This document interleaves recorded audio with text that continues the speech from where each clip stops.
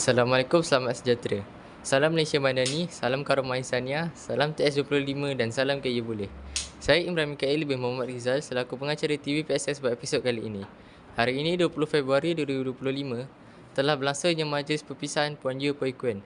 Terima kasih atas segala hikmat yang Puan telah berikan kepada sekolah ini.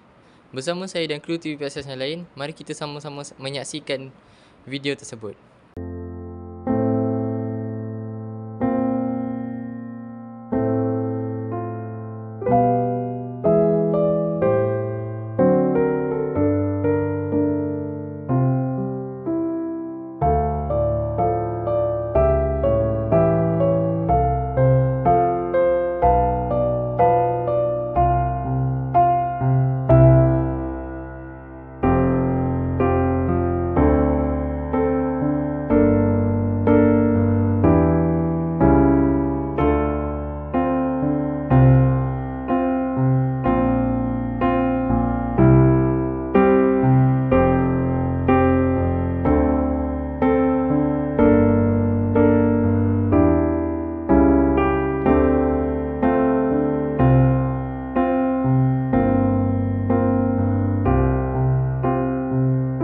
Demikianlah tadi berakhirnya majlis perpisahan Puan Yu Pui Kuen. Kami berharap Puan Yu terus maju jaya di Sekolah Menengah Kebangsaan Perempuan Metodis Kelang.